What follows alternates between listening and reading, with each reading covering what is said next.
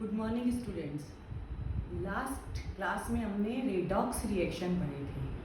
अब these redox reactions are also important in our daily life.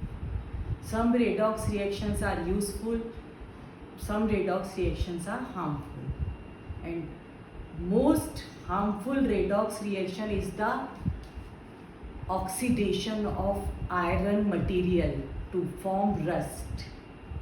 Why it is harmful? हम इसको आगे के पोर्शन में पढ़ेंगे कि ये क्यों होता है ऐसा.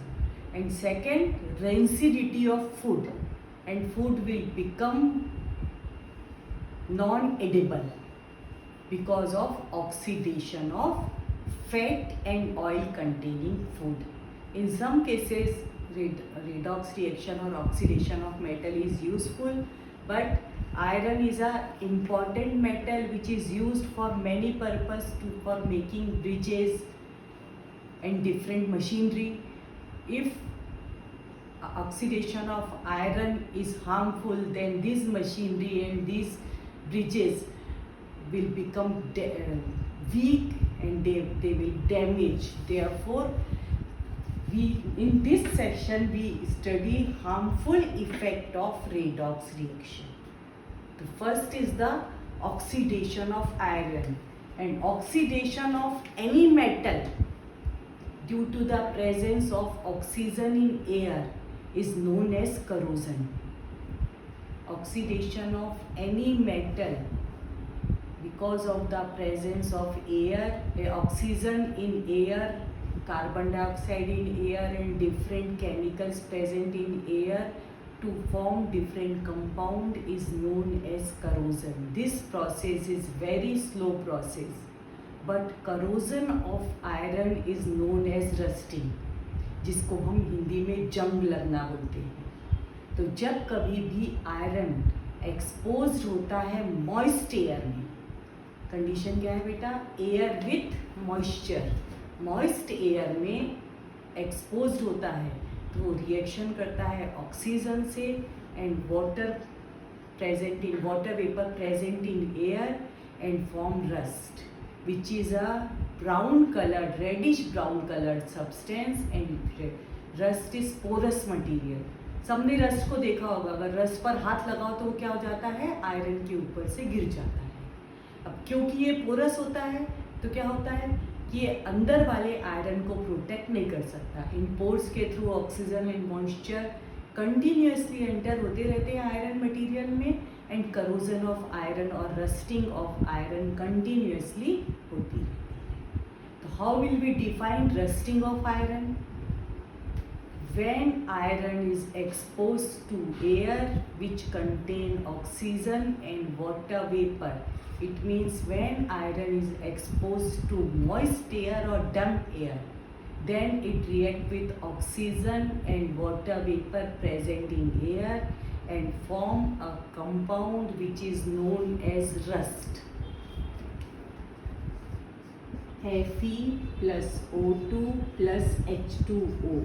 It form Fe2O3 XH2O.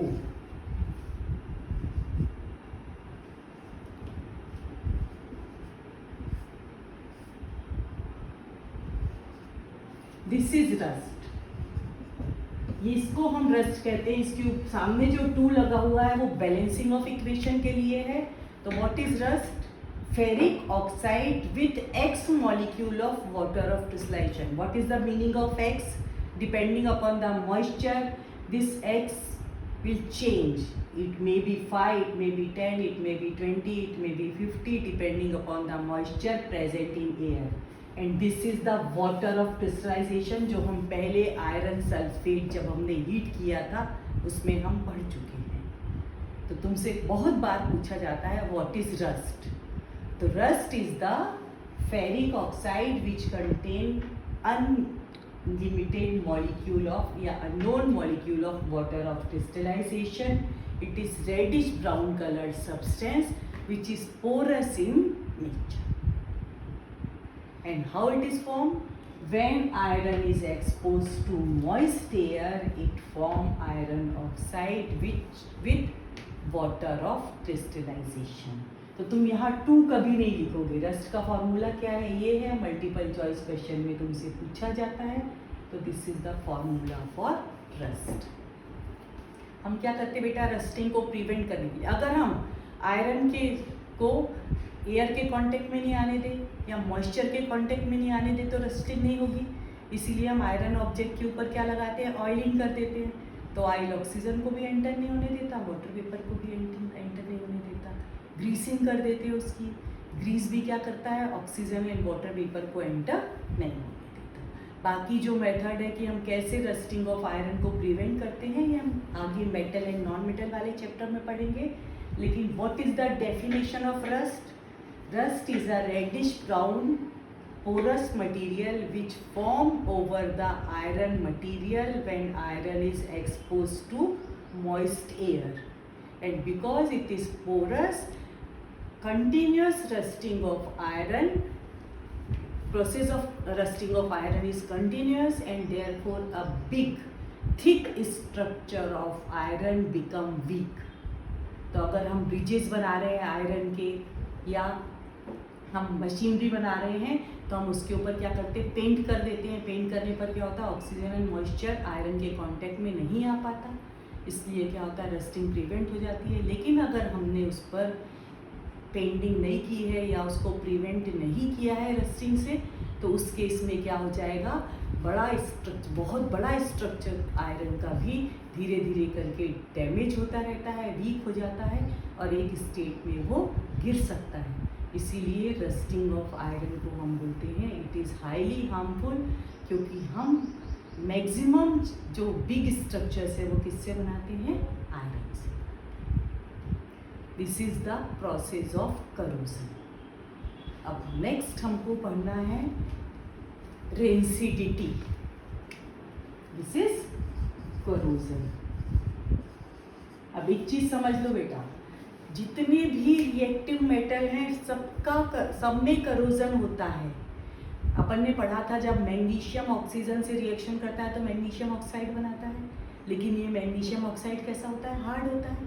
तो ये मैग्नीशियम के ऊपर एक हार्ड कोटिंग बना लेता है और फर्दर करोजन ऑफ मैग्नीशियम को प्रिवेंट करता है। इस केस में रेडॉक्स रिएक्शन मैग्नीशियम के लिए या उस मेटल के लिए जिसके ऊपर हार्ड कोटिंग बनती है यूजफुल होते हैं, लेकिन जिसके ऊपर कोटिंग जो होती है वो पोरस होती है, सॉफ्ट होती है, उनके लिए करोजन जो है वो हार्मफुल होता है।